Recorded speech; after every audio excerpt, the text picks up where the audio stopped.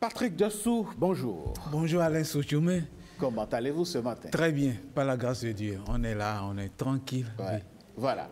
Ce matin, Patrick Dessous, vous avez décidé de nous aider à connaître davantage la Cour suprême. Oui, la Cour suprême, l'une des institutions les plus hautes, pour ne pas dire la plus haute institution de la République du Bénin. Une institution, on va la découvrir tout à l'heure, une institution qui est en train de faire ses journées portes ouvertes. La 3e édition des journées portes ouvertes de la Cour suprême, c'est du 4 au 6 novembre 2025. Et pour cette 3e édition, aujourd'hui, nous recevons un magistrat. Il est le directeur des relations avec les institutions. Il est le directeur en même temps de la coopération internationale. Il est un magistrat. Monsieur Araba, bonjour. Oui, bonjour, bonjour, monsieur le journaliste. Alors, Wilfried Araba, si l'on considère que la Cour suprême est l'une des plus grandes institutions, pourquoi une journée porte ouverte? Quels sont les objectifs d'une telle journée? La Cour suprême, par son organisation, par son fonctionnement, elle n'est pas toujours facile à appréhender par la population. Son mode de fonctionnement diffère assez substantiellement de celui des tribunaux et des cours d'appel. Donc nous avons ressenti ce besoin d'ouvrir les portes de l'institution pour que les Béninois l'appréhendent mieux, la comprennent mieux, maîtrisent mieux son fonctionnement.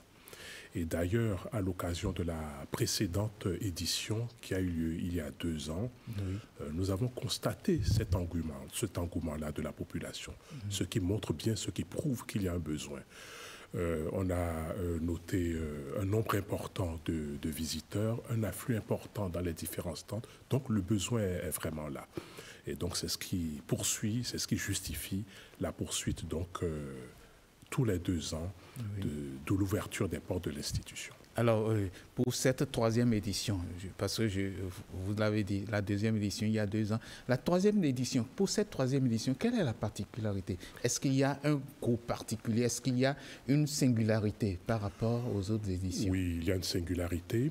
D'abord, nous sommes dans un contexte relative aux élections communales et vous savez que la Cour suprême est le juge du contentieux des élections communales.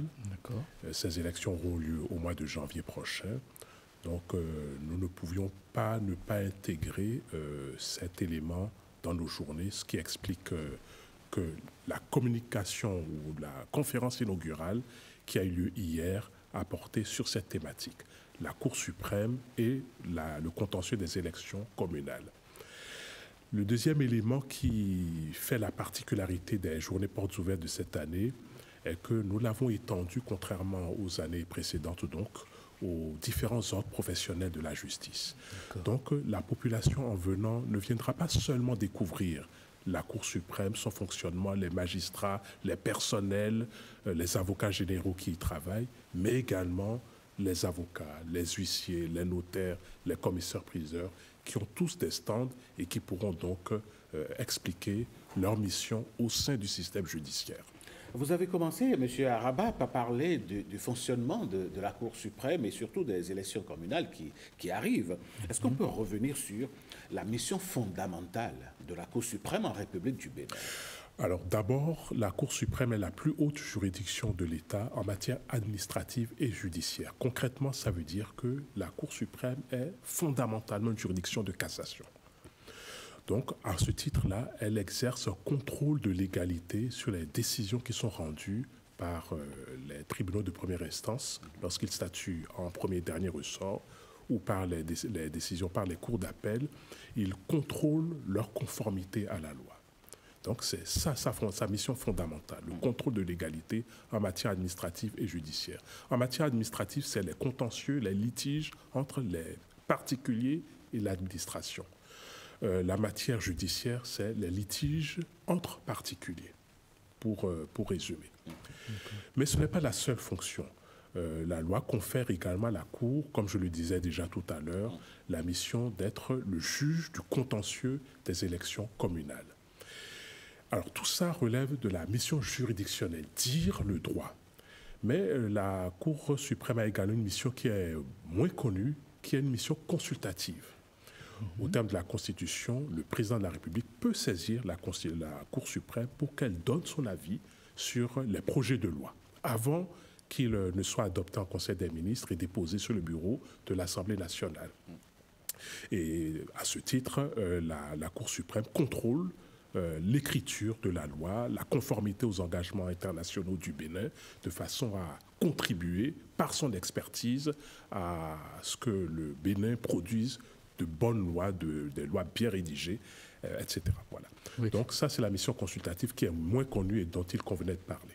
Et en parlant toujours de mission, dans quel type de dossier le citoyen lambda peut être amené à aller vers la Cour, saisir la Cour, le citoyen ou toute institution, l'administration par exemple? Alors, je le disais tout à l'heure, la première mission de la Cour, c'est d'être une juridiction de cassation. Donc, lorsque les tribunaux statuent en premier et dernier ressort, les cours d'appel statuent sur leur litige et que les citoyens considèrent qu'elles souhaitent exercer encore des recours, eh bien, elles peuvent former un pourvoi. Mais les citoyens peuvent, devant la Cour suprême, mais les citoyens peuvent saisir également directement la Cour suprême en matière administrative, en matière fiscale. Là, c'est la Chambre administrative qui est compétente en la matière sur les questions fiscales, par exemple la quotité de l'impôt, l'assiette de l'impôt, mais également s'agissant des décisions du président de la République prises en Conseil des ministres qui font grief.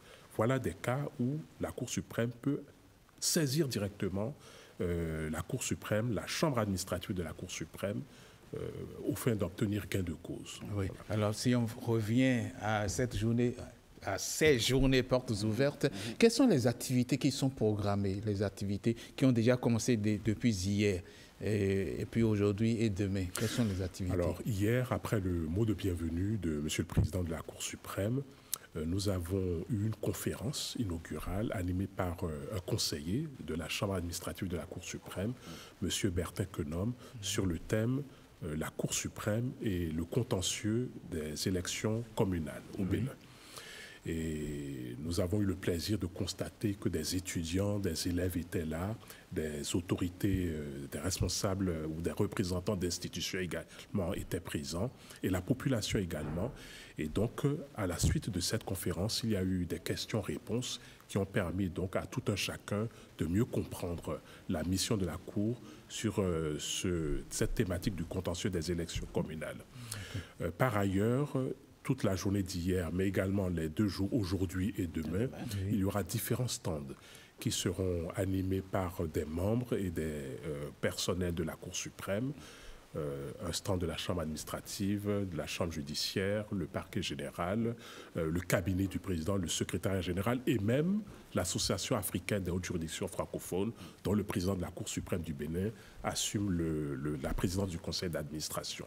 Donc ces stands permettront de mieux connaître, de prendre des documents, de les lire, d'en emporter et d'échanger avec les membres et les personnels de la Cour. Alors, M. Araba, le vendredi dernier, la Cour suprême a effectué sa rentrée judiciaire et vous avez choisi le thème « Les défis contemporains de la justice béninoise ». Qu'est-ce qui justifie le choix d'un tel thème? Nous le voyons tous. Le monde est marqué par une certaine mutation